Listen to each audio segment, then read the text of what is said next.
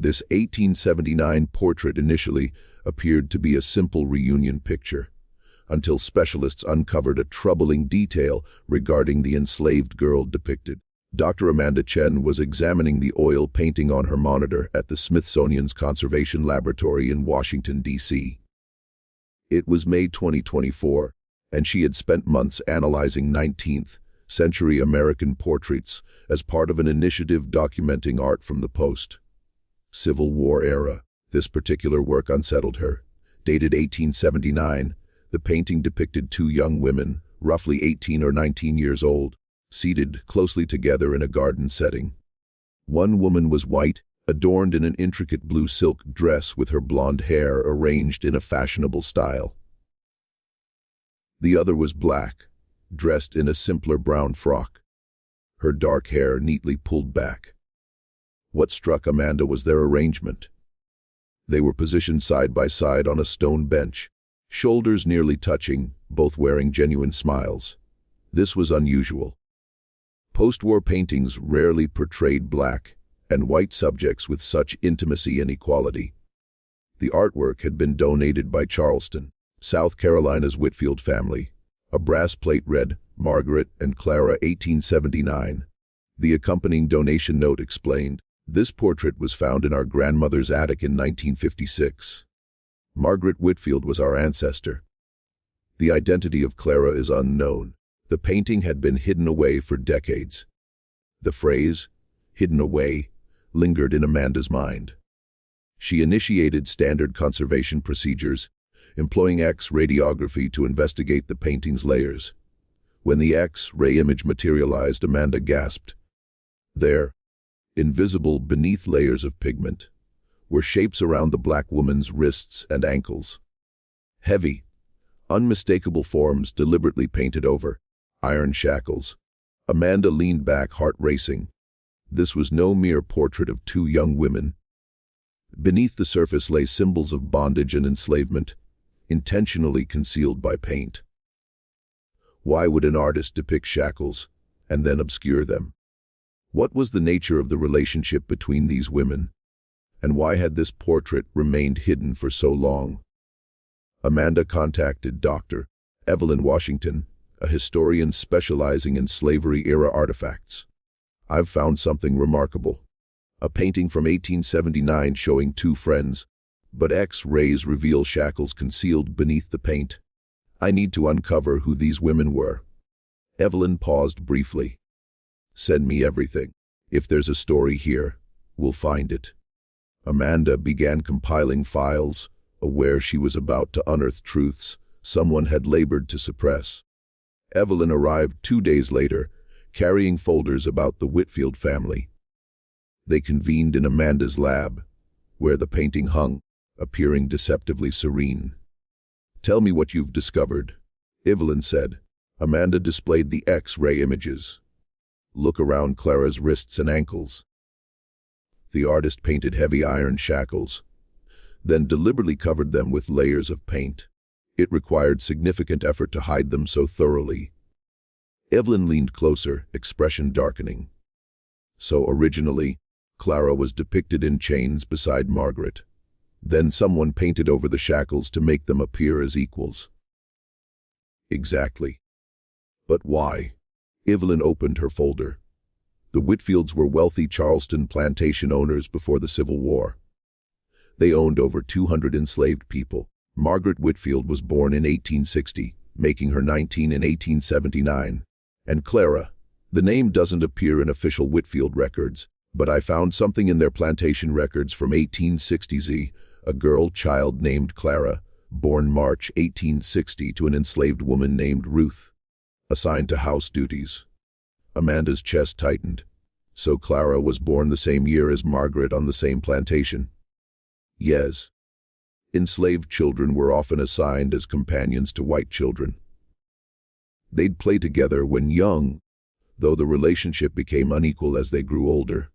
Evelyn continued. By 1879, Clara would have been legally free. But Reconstruction was failing, Jim Crow laws emerging. Many black women had little choice but to continue working for families that once enslaved them. Amanda studied the painting again. Two women who grew up together, one as the master's daughter, one as enslaved property. By 1879, slavery is over, but the shackles remain hidden beneath paint. We need to find out what happened in 1879 specifically, Evelyn said. Why was this portrait commissioned? Over the next week they researched. Margaret had married in 1881 and died in 1943, but Clara's story was harder to trace. Sporadic city directory mentions as a domestic worker. No marriage record, no clear trail after 1885. Then Amanda found a letter tucked in the frame's back, dated June 1879. Dearest Clara, I know this is forbidden. My parents would be furious, but I cannot bear that we'll soon be separated forever. You are my oldest friend. Though the world insists we are unequal, my heart knows otherwise. Let this painting preserve our friendship. With deepest affection. They sat in silence. They commissioned this secretly, Amanda said, to preserve their friendship. But the shackles? Evelyn whispered. Why paint Clara in shackles? That was the question they needed to answer. Amanda examined every inch of canvas, finding tiny letters in painted tree bark. TWW 1879. Evelyn searched Charleston records, discovering Thomas Wright, a portrait painter with a studio on King Street, operating from 1872 to 1884. More importantly, the 1870 census listed Wright as mulatto, a free person of color serving both black and white clients. This changes everything, Evelyn said. As a black man, Wright understood the complexities. He understood what it meant for Margaret and Clara to sit together like this. Amanda studied the X-rays again. So Wright painted Clara in shackles deliberately. He was making a statement. Exactly.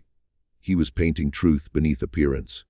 On the surface, two friends underneath, the reality that Clara was still bound, not by literal chains, but by social, economic, and legal constraints.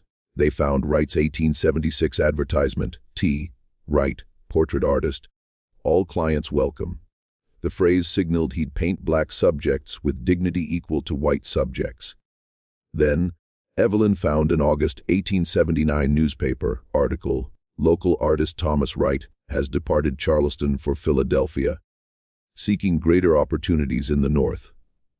Conditions have become untenable for Negro artists here. He left right after painting this portrait. Amanda said, not a coincidence. Evelyn nodded. Wright painted something dangerous.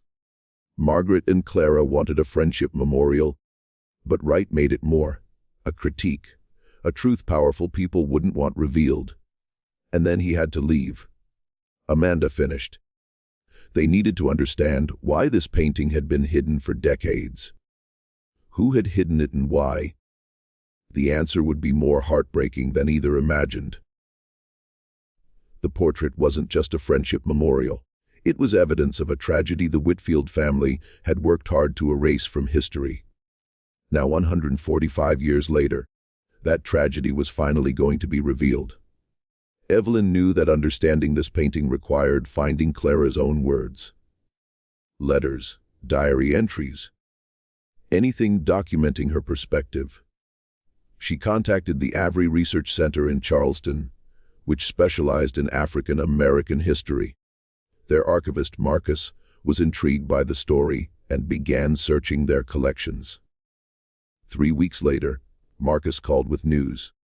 We found something extraordinary. A collection of letters written by formerly enslaved women, donated in the 1930s by a black church. Among them are several letters written by someone named Clara, dated between 1877 and 1880. Evelyn flew to Charleston immediately. The letters were fragile, written in careful handwriting on cheap paper, the only kind Clara could afford. One letter, dated May 1879, was addressed to Margaret. Dear Margaret, I received your message about the portrait. I don't know if this is wise. Your parents would be furious if they discovered we still meet in secret. But I confess my heart leaps at the thought of sitting beside you once more as we did as children before the world taught us we were meant to be separate. I will come. I will sit beside you one final time. Perhaps the painting will prove that what we felt was real, even if no one else understands. Your friend always, Clara. Evelyn's hands trembled reading it. This confirmed that Margaret and Clara had arranged the portrait secretly against Margaret's parents' wishes. Another letter, dated July 1879 after the portrait was painted, revealed something darker. Dear Margaret, I cannot see you anymore. Your father discovered our portrait. He came to where I work, threatened me, said terrible things. He says if I ever approach you again, he will ensure I am arrested, that I will be sent to prison or worse. I know you tried to protect me, but we were foolish to think we could preserve our friendship. The world will not allow it. Please do not try to find me. It will only bring more trouble. I must disappear for both our sakes. Remember me kindly, Clara. Evelyn felt sick. Richard Whitfield had discovered the portrait and threatened Clara to force her away from his daughter. She found one final letter, undated but written in Shakespeare handwriting. To whoever finds this, my name is Clara. I was born enslaved on the Whitfield plantation in 1860. Margaret Whitfield was my friend from childhood.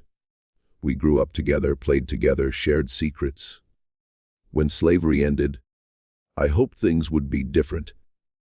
But freedom is not freedom when you're still bound by poverty, by laws that deny you rights, by people who see you as property even without chains.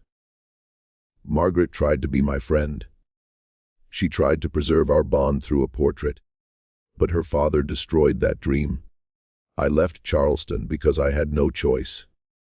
I write this so someone will know that I existed, that my friendship with Margaret was real, that I was more than what they tried to make me. Clara. These letters changed everything. This wasn't just about a hidden portrait. It was about two young women whose childhood friendship had been destroyed by racism, and a father who couldn't accept his daughter caring for a formerly enslaved woman. Evelyn shared the letters with Amanda, who sat in silence after reading them. The shackles in the painting. Amanda said quietly, Wright painted them because Clara was still shackled by poverty, by Jim Crow, by men like Richard Whitfield who would threaten and intimidate to maintain racial hierarchy. And Margaret knew it. Evelyn added. That's why she hid the painting after her father discovered it. She couldn't show it publicly, but she couldn't destroy it either. It was all she had left of Clara. To understand what happened, when Richard Whitfield discovered the portrait, Evelyn searched for his personal papers.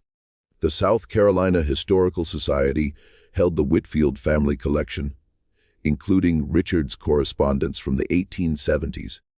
She found a letter Richard wrote to his wife, Catherine, in July 1879. I have discovered something profoundly disturbing. Margaret commissioned a portrait without our knowledge or permission, showing herself sitting beside that Negro girl, Clara, who used to work here. They are positioned as equals, as friends.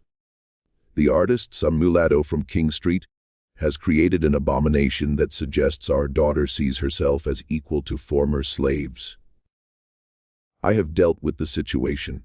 I located Clara and made clear that any further contact with Margaret will result in severe consequences. I have also ensured the artist has left Charleston. The portrait will be destroyed. But the portrait hadn't been destroyed. Why? Evelyn found the answer in Catherine Whitfield's diary from August 1879. Richard demands I destroy Margaret's portrait. He says it is disgraceful that it shows improper affection between our daughter and a Negro. But I cannot do it. I watched Margaret and Clara grow up together before the war, before everything changed. They were like sisters. I know the world says it was wrong, that Margaret should never have cared for a slave child as she did. But they were children, innocent of the divisions we adults created. Margaret has been heartbroken since Richard drove Clara away. This portrait is all she has left. I cannot destroy it. I have hidden it in the attic instead.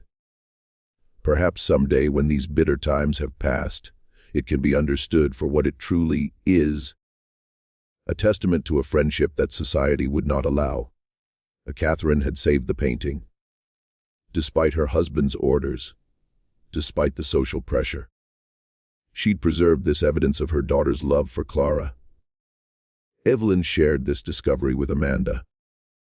Catherine Whitfield was complicit in slavery, benefited from it her entire life. But even she couldn't bring herself to destroy this painting. What happened to Margaret after Clara left? Amanda asked. Evelyn had found that too. Margaret married in 1881 to a man her father chose. She had 3 children, lived conventionally, but I found something in her granddaughter's memoir, published in 1965. The granddaughter wrote, "Grandmother Margaret was a melancholy woman, often distant. She kept a locked drawer in her desk that no one was allowed to open. After she died, we found it contained letters from someone named Clara and a small portrait of them together. Mother ordered both burned, saying they were improper. I regret that we didn't preserve them. They seemed important to grandmother." So Margaret kept Clara's letters her entire life, Amanda said softly. Locked away, hidden, but treasured. And the small portrait they mentioned, that was probably a copy or a photograph of the larger painting. The family destroyed that, but they didn't know about the original hidden in the attic. The story was becoming clearer and more tragic. 2 friends torn apart by racism. One threatened into disappearance, the other forced into a conventional life while secretly mourning the loss.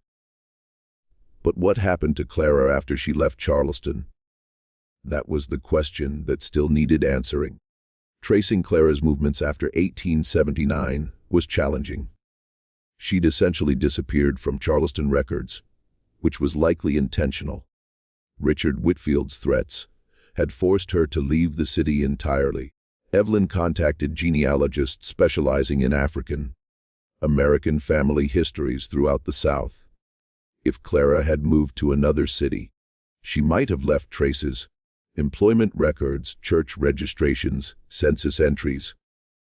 After weeks of searching, they found a lead. Census records from Augusta, Georgia in 1880 listed a Clara, Negro female, age 20, unmarried, works as a laundress. It wasn't certain proof. Clara was a common name, but the age matched perfectly. And Augusta was close enough to Charleston that someone fleeing could reach it reasonably. Evelyn traveled to Augusta, searching through city directories and church records. At the Springfield Baptist Church archive, she found it Clara, member since 1879, former resident of Charleston, South Carolina. The church records included a brief interview conducted in 1880 for their membership registry. When asked why she'd come to Augusta, Clara had answered, "I left Charleston to escape a situation that had become dangerous. I seek to build a new life here." Evelyn found more. Clara had worked as a laundress in Augusta for 6 years, living in a boarding house for unmarried black women. She had attended church regularly, participated in mutual aid societies, helping other formerly enslaved people. Then in 1885, Clara's name appeared in marriage records. Clara married Samuel, a carpenter, both of Augusta. Evelyn felt hope for the first time. Clara had found someone, built a life beyond the tragedy of losing Margaret. She traced them through census records 1890. Clara and Samuel living in Augusta with 2 children, 1900. 4 children. Samuel working steadily as a carpenter, Clara taking in laundry to supplement income. But then Evelyn found Clara's obituary from 1903, published in the Augusta Chronicle. Clara, age 43, died of pneumonia, survived by husband Samuel and 4 children, known for her quiet dignity and kindness to all, services at Springfield Baptist Church. Clara had died at 43, relatively young even for that era. The obituary was brief, mentioning nothing of her childhood, Nothing of Charleston, nothing of Margaret. But Evelyn found one more document. A letter from Samuel written to Springfield Baptist Church in 1904, donating his wife's few personal possessions to the church's historical collection. My wife, Clara, rarely spoke of her childhood in Charleston. She said those memories were too painful. But before she died, she told me about a friend from her youth, a white girl named Margaret, who had been kind to her when kindness was rare. She said they had their portrait painted together, trying to preserve that friendship before the world tore them apart. She never saw Margaret again, but thought of her often. Clara carried that loss her entire life. I donate these letters she kept, hoping they might matter to someone someday. Those were the letters Evelyn had found in the Avery Research Center. Clara had kept them until her death, and Samuel had preserved them. Clara had built a life, married, had children, found some measure of peace. But she'd carried the loss of Margaret forever. A childhood friendship destroyed by racism, a bond that society refused to allow. Evelyn returned to Washington with this information. Now, they had both sides of the story. Margaret forced into a conventional life, while secretly keeping Clara's letters locked away. Clara building a new life in Augusta, but never forgetting the friend she'd lost. And between them, hidden in an attic for decades, a portrait that captured one brief moment when they'd sat together as equals, trying to preserve something the world wouldn't allow them to keep. Amanda continued analyzing the painting with new understanding. Using infrared reflectography, she could see even more details beneath the surface layers. The shackles around Clara's wrists weren't just symbolic. They were painted with extraordinary detail, suggesting Wright had seen real shackles up close, understood their weight and mechanism. But there was something else Amanda discovered. Faint lettering beneath the paint layers, hidden in the shadows of the painted garden. She enhanced the image, adjusting contrast until words emerged. Though the chains are hidden, they remain. 1879. Wright had written this message beneath the paint, knowing it would be invisible, but permanently part of the painting's truth. Amanda also found that Wright had painted tears on Clara's face originally. Tiny tears at the corners of her eyes, then painted over them to make her expression appear happy. The X-rays showed those hidden tears clearly. He painted the truth first. Amanda explained to Evelyn. Clara sitting beside Margaret, shackled and crying. Then he painted over it to create the version they could actually keep. Two friends smiling together, but the truth remained underneath, permanent. It's brilliant and heartbreaking, Evelyn said. Wright gave them the painting they wanted while preserving the reality beneath it. They researched Thomas Wright further, finding he'd settled in Philadelphia and continued painting until his death in 1891. His obituary mentioned he'd been known for portraits capturing the dignity of Negro subjects and the complex realities of freedom after slavery.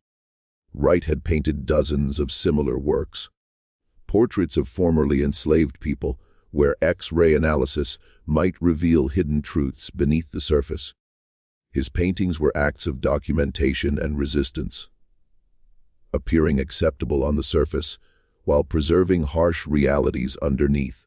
Amanda and Evelyn decided to present their findings at a joint conference of art historians and scholars of African-American history. The revelation about the hidden shackles would challenge how people understood post-Civil War portraiture. But first, they needed to do something else. Find Clara's descendants. If Clara had 4 children in Augusta, those children might have had families of their own somewhere. Clara's great-grandchildren might be living completely unaware of this story. Evelyn contacted genealogists in Augusta, providing Clara's married name and her children's names from census records. The search would take time, But if they could find Clara's family and tell them this story, it would make the discovery complete. Meanwhile, Amanda prepared the painting for exhibition. The Smithsonian wanted to display it with the X-ray images, showing the public how the shackles had been hidden beneath layers of paint. How Wright had documented a truth while appearing to create a conventional portrait. 3 months later, Evelyn received a call from a genealogist in Augusta. "We found them. Clara's great-great-granddaughter is named Michelle. She lives in Atlanta, teaches history at a high school. I told her about your research. She wants to meet you." Evelyn and Amanda flew to Atlanta the following week, bringing photographs of the painting and all the documents they'd discovered. Michelle was a woman in her 40s with Clara's same gentle eyes visible in the portrait. When they showed her the painting, she stared for a long time in silence. "That's my great-great-grandmother," she whispered. "I've heard stories that she'd been enslaved as a child in Charleston, that she'd left suddenly and never talked much about her past. But we never knew why." They showed her the letters, the documents, the X-rays revealing the hidden shackles. Michelle cried reading Clara's words, learning about the friendship with Margaret, understanding why her ancestor had carried such sadness. "She lost her friend," Michelle said, "a childhood friend ripped away because of racism, and she carried that loss for 43 years until she died." "Yes," Evelyn confirmed. "But she also survived, built a life, had a family. You exist because Clara was strong enough to start over in Augusta." Michelle nodded slowly. "What happened to Margaret's family? Are there descendants?" "Yes," Amanda said. "The Whitfield family still exists in Charleston. We haven't contacted them yet. We wanted to speak with you first." "I want to meet them," Michelle said firmly. "I want Margaret's descendants to know that Clara never forgot their ancestor, that the friendship was real, that it mattered." Evelyn contacted the Whitfield family, explaining what they'd discovered about the portrait. After initial hesitation, Margaret's great-great-grandson David agreed to meet. They arranged a meeting at the Smithsonian, where the painting was being prepared for exhibition. David Whitfield arrived looking uncomfortable, a tall man in his 50s with blonde hair, like Margaret in the portrait. Michelle was already there, standing before the painting, studying the image of her ancestor. David approached slowly, looking at the portrait for the first time. "My family donated this painting years ago. We never knew the full story, just that it had been hidden in our grandmother's attic. Your family tried to erase this story," Michelle said, her voice controlled but firm. "Your ancestor, Richard Whitfield, threatened my ancestor, forced her to leave Charleston, destroyed her friendship with his daughter." David looked down. "I know. Dr. Washington shared the documents. I'm ashamed of what my ancestor did, but Margaret, my great-great-grandmother, she tried to preserve this. She kept Clara's letters locked away her entire life. She kept letters while living in comfort." Michelle replied, "My ancestor lost everything. Her friend, her home, her childhood. She had to start over in a strange city with nothing." The tension was thick. Evelyn intervened gently. Both women were victims of a system that wouldn't allow their friendship. Margaret couldn't defy her father openly without being disowned. Clara had no power to fight back. The real villain was the racism that made their friendship impossible. They stood together silently, looking at the painting where their ancestors sat side by side, smiling, preserved in a moment of equality that the world had refused to allow them in life. Finally, David spoke. "I want to help correct this. My family has resources. We could create a scholarship in Clara's name, support the exhibition, ensure her story is told alongside Margaret." Michelle considered this. Clara didn't want charity. She wanted dignity, equality, the right to be friends with someone without facing threats and violence. "I understand," David said, "but I can't change the past. I can only try to honor these women's memory now." They tried to preserve their friendship through this painting. "I can help tell their story." Michelle finally nodded. "All right. But Clara's story is told fully, not sanitized, not made comfortable. The truth about the shackles, the threats, the loss, everything." David agreed. Over the next months, they worked together planning the exhibition. Michelle provided family photos of Clara's descendants, documents from Clara's life in Augusta. David provided Whitfield family records, including Catherine's diary and Margaret's life story. The exhibition would show the painting with X-rays, revealing the hidden shackles, display letters from both women, and trace what happened to each of them after their forced separation. It would also show contemporary photographs. Michelle standing before her students, teaching African American history. David at his architecture firm in Charleston designing affordable housing.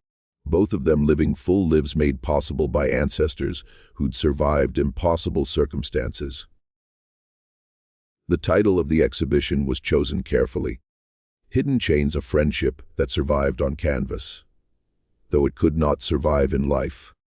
Before the opening, Michelle and David stood together before the painting one final time. "They look happy here," Michelle said quietly.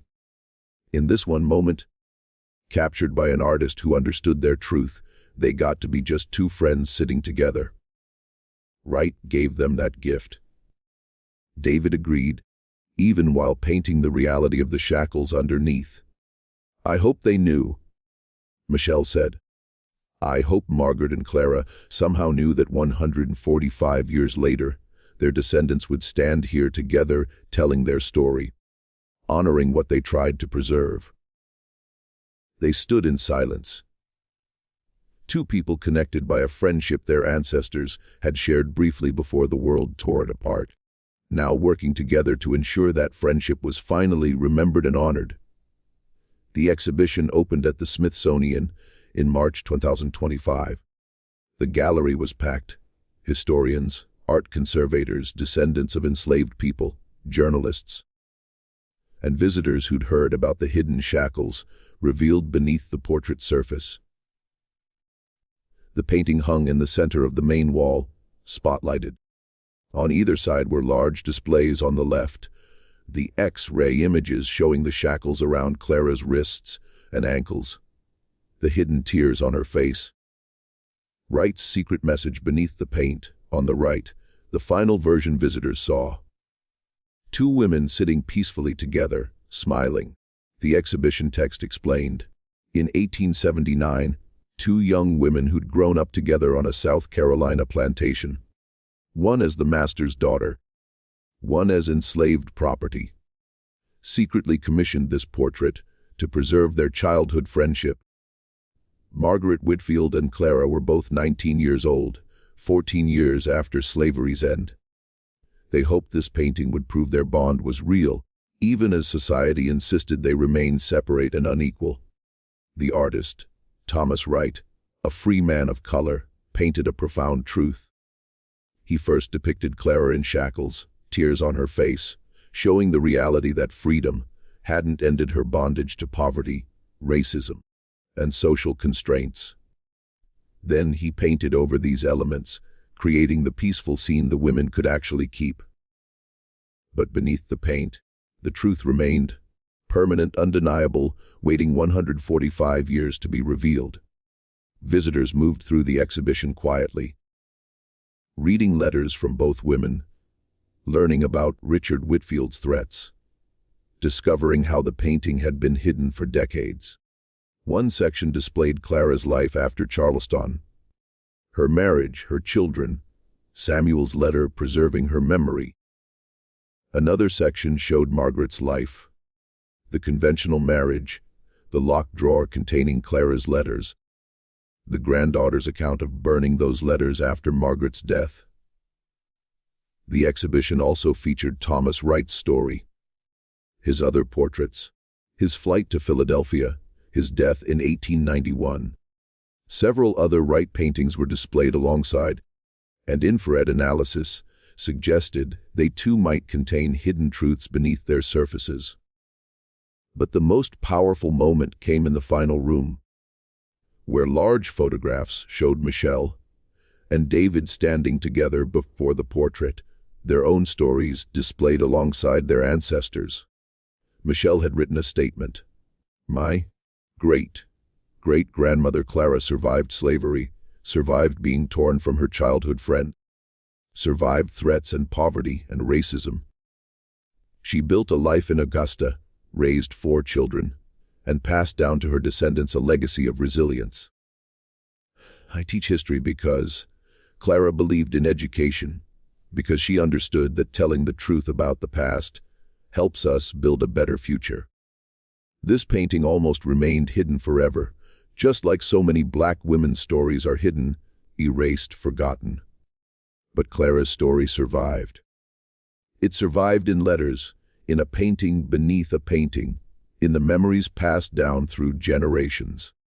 And now her story will be known. David had written, "My great-great-grandmother Margaret tried to preserve a friendship the world wouldn't allow. She failed. Racism and her father's cruelty destroyed what she and Clara had built. But she never stopped caring. She kept Clara's letters locked away for 60 years, unable to share them, but unable to destroy them. Margaret was complicit in a system of oppression by her position and privilege. Even as she personally cared for someone that system oppressed. Her story is complicated, uncomfortable. But it's important to tell to show how racism harmed everyone, even those who benefited from it in material ways. I can't undo what my ancestor Richard did, but I can honor what Margaret tried to preserve and what Clara survived. The exhibition became one of the Smithsonian's most visited. News coverage was extensive. Scholars began analyzing other Thomas Wright paintings, discovering more hidden truths. The story of Margaret and Clara sparked conversations about childhood friendships across racial lines, about how slavery's end didn't end racism's harm, about the complicated relationships between white and Black women in the post-war South. 6 months after the exhibition opened, Michelle received a package at her Atlanta home. Inside was a letter from an elderly woman in Charleston named Patricia. "Dear Michelle, I'm 92 years old and I was Clara's youngest daughter. Yes, your great-grandmother. I'm still alive. I saw the exhibition news and wanted you to know that I remember my mother. She died when I was 3, but I have one memory. She showed me a small drawing she'd kept hidden, a sketch of herself and another young woman sitting together. She told me, this was my friend Margaret. The world said we couldn't be friends, but we were. Remember that. The world is often wrong about who deserves love. I've kept that drawing for 89 years. I'm sending it to you now. It should be with the portrait." Michelle opened the package with shaking hands. Inside, wrapped carefully, was a small pencil sketch on aged paper. It showed 2 young girls, perhaps 7 or 8 years old, holding hands and smiling. At the bottom, in a child's handwriting, Margaret and Clara, 1867. They'd drawn this themselves as children, 12 years before the formal portrait, when their friendship was still innocent, and the full weight of racial hierarchy hadn't yet crushed them. Michelle immediately contacted Amanda and Evelyn. The sketch was added to the exhibition, displayed in a case with Patricia's letter, showing that even 3-year-old Patricia had absorbed her mother's message about friendship across racial lines. Michelle visited Patricia in Charleston. The elderly woman cried seeing photographs of her mother's descendants. 4 generations Patricia had never met, all thriving, all educated, all carrying forward Clara's legacy. "Mama would be so proud," Patricia whispered. "She always said education was everything, that we had to learn and grow, and never let anyone make us feel small." She learned that from her childhood. Michelle explained. Margaret taught her to read when they were children, before it was discovered and punished. That's why your mother valued education so deeply. Patricia nodded. Mama never forgot Margaret. Even at the end, she spoke about her friend from childhood. She said, "Some friendships are so true that not even the world's cruelty can completely destroy them." The exhibition was extended another year due to popular demand. Schools brought students to see it, using Margaret and Clara's story to teach about slavery's legacy, racism's persistence, and the human capacity for connection across artificial divides. Michelle and David became friends themselves. A friendship forged through their shared work honoring their ancestors. They spoke together at conferences, wrote articles together, advocated together for teaching difficult histories honestly. 5 years after the exhibition opened, Michelle published a book, The Hidden Chains: My Great-Grandmother's Story and the Friendship That Survived in Paint. The book combined Clara's letters, the painting's history, and Michelle's own reflections on what it meant to discover this story. In the book's final chapter, Michelle wrote, "I teach my students that history isn't just dates and events. It's people, relationships, love, loss, and survival." Margaret and Clara loved each other as children before the world taught them they shouldn't. They tried to preserve that love through a portrait, but racism was stronger. Clara lost her friend, her home, everything familiar, but she didn't let that loss destroy her. She built a new life, raised children, passed down stories and values that reached me 5 generations later. The shackles Thomas Wright painted weren't just historical. They represented chains that still exist in different forms. But Clara's resilience, her refusal to be defined only by what was done to her, that resilience also survives. It survives in me, in my students, in everyone who learns her story and refuses to let histories like hers be forgotten.